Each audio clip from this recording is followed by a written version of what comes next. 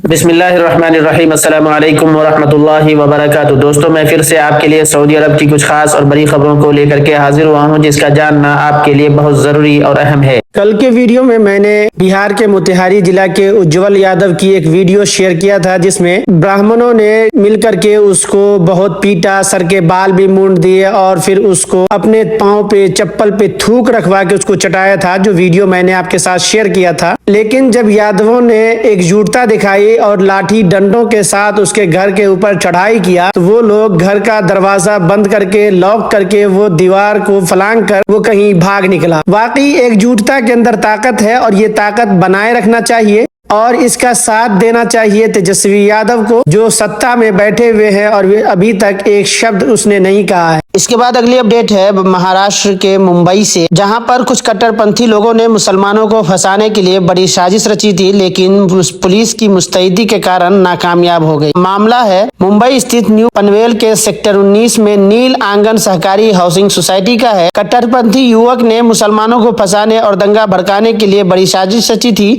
जो पुलिस की मुस्तैदी के कारण नाकामयाब हो गई। मिड डे की रिपोर्ट के मुताबिक हाउसिंग सोसाइटी के सचिव एकनाथ कावड़े का फ्लाइट मालिकों के साथ किसी बात को लेकर विवाद हो गया था, जिसके बाद उसने बदला लेने के लिए कुछ फ्लाइटों के बाहर प्रतिबंधित संगठन popular front of India (PFI) के पर्चे रख दिए थे। आरोपी एकनाथ कावड़े ने पर्चों पर PFI जिंदाबाद लिखा था तथा इसके साथ साथ दिवाली पर इस्तेमाल किए जाने वाले पटाखे भी मुसलमानों के गेट के बाहर रख दिए थे। इस घटना की जानकारी जब पुलिस को मिली तो पुलिस की जांच में सामने आया कि कावड़े कथित तौर पर मुस्लिम परिवारों को फंसाना चाहता था। पुलिस इंस्पेक्टर चंद्रकांत लांडगे ने स्क्रॉल को बताया कि आरोपी का इरादा तनाव पैदा करना था। उसने अपराध कबूल कर लिया है। हमने उसके खिलाफ भारतीय IPC की धारा 153 के तहत दंगा भड़काने के मामले में केस दर्ज कर गिरफ्तार कर लिया है। इसके बाद एक अगली अपडेट है इंडिया से ही। इंडिया के एक बिजनेसमैन जो अमेरिका के अंदर है, अभी डांडिया, उसने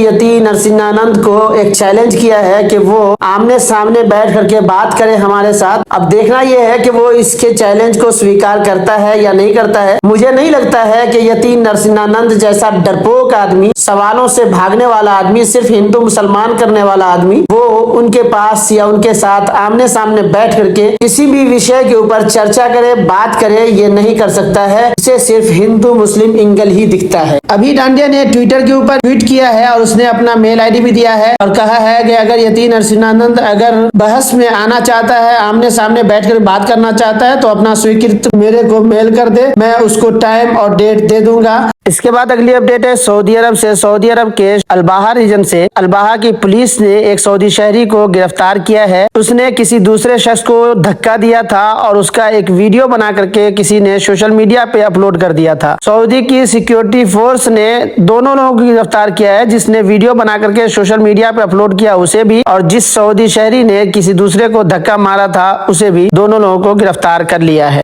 इसके बाद अगली अपडेट है सऊदी अरब के जद्दा से। जद्दा के अंदर नशावर चीज का प्रमोट करने के जुर्म में और नशावर चीजों के कारोबार करने के जुर्म में 3 पाकिस्तानियों को गिरफ्तार किया है। इसके बाद अगली अपडेट है जाजान से। जाजान से 2 यमनी लोगों को नशावर काद का पत्ता स्मगलिंग करने के जुर्म में गिरफ्तार किया है। इसके बाद अगली अपडेट है सऊदी अरब के वजारत दाखिला मिनिस्ट्री ऑफ इंटीरियर की तरफ से, जिसमें यह कहा गया है कि हर हफ्ते की तरह इस हफ्ते में भी चेकिंग की गई, जिसमें 10,710 लोगों को गिरफ्तार किया है, जो बॉर्डर सिक्योरिटी, इकामा कानून और मेहना कानून की खिलाफ वर्जी करने वाले लोग हैं। इनमें से कुछ को डिपोर्ट कर दिया जाएगा, कुछ को जेल और जुर्माना दोनों होगा, कुछ को जेल की सजा होगी। अगली अपडेट है सऊदी अरब के जवाजात से। जवाजात से किसी ने सवाल किया है कि उसका पासपोर्ट एक्सपायर होने वाला है, यानी उसके पासपोर्ट पर सिर्फ 25 दिन बाकी है, तो क्या उसका फाइनल एग्जिट वीजा लग सकता है या नहीं लग सकता है। तो उस पर जवाजात ने कहा है कि आपको फाइनल एग्जिट वीजा लगाने के लिए आपके पासपोर्ट पर कम से कम 2 महीने का वक्त होना चाहिए, क्योंकि जब आपका फाइनल एग्जिट वीजा लगता है तो आपको 2 महीने का टाइम मिलता है सऊदी अरब में रहने के लिए, ताकि अपना जो भी बाकी काम है उसको निपटा करके और सऊदी अरब को छोड़ दें। इसलिए अगर आपके पासपोर्ट पर कम से कम 2 महीने का वक्त है तो ही आपका फाइनल एग्जिट वीजा लगेगा, वरना आपका फाइनल एग्जिट वीजा नहीं लगेगा। सबसे पहले आपको पासपोर्ट को रिन्यूअल करवाना होगा। इसके बाद उसने ये भी कहा है कि अगर आपका खुरूज निहाई लगने के बाद 60 दिन के अंदर सऊदी अरब नहीं छोड़ते हैं तो आपको 1000 रियाल जुर्माना लगेगा और फिर दोबारा आपको खुरूज निहाई का पेपर निकलवाना होगा।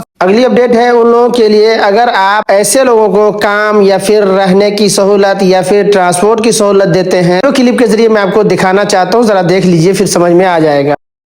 ट्रांसपोर्ट की सहूलत फराहम करते हैं या उनको रहने के लिए घर देते हैं या काम पर रखते हैं तो आपको 15 साल की जेल होगी और 1 मिलियन रियाल यानी 10 लाख सऊदी रियाल जुर्माना होगा। जिस गाड़ी से आप उसको ट्रांसपोर्ट की सहूलत फराहम करते हैं, गाड़ी को जब्त कर लिया जाएगा। रहने के लिए जिस घर में दिया जाता है उस घर को भी जब्त किया जा सकता है। तो इसलिए मैं अपने तमाम गैर मुल्की भाइयों से गुजारिश करूंगा, जिनके पास गाड़ी है, आप अपनी गाड़ी में ऐसे लोगों को बिल्कुल भी ना बैठाएं जिसे आप जानते नहीं है या जिसके पास इकामा नहीं है, जो अपने कंपनी या कफील के पास से भागा हुआ है। ऐसे लोगों को ट्रांसपोर्ट, काम और रहने की कोई सुविधा उसको फराहम न करें, वरना उसके साथ आप भी फंसेंगे। और अगर कहीं पर इस तरह की एक्टिविटीज होता हुआ देखते हैं तो उसके लिए हेल्पलाइन नंबर जारी किया है, जिसमें रियाज और मक्का वगैरह के अंदर 911 पर कॉन्टेक्ट करके कंप्लेन करना है और बाकी और शहरों में 999 के ऊपर कांटेक्ट करके कंप्लेन करना है। तो दोस्तों ये थी हमारी तरफ से आज की अहम और खास मालूमात। मैं उम्मीद करता हूं कि आपको अच्छी लगी होगी। अगर अच्छी लगी है तो एक लाइक कर दीजिएगा, अपने दोस्तों के साथ शेयर कीजिएगा।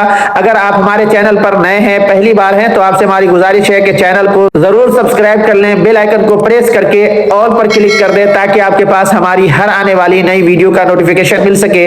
फिर मिलेंगे किसी नई वीडियो के साथ। अभी के लिए मैं आपसे याद चाहता हूँ, अल्लाह हाफिज, शुक्रिया।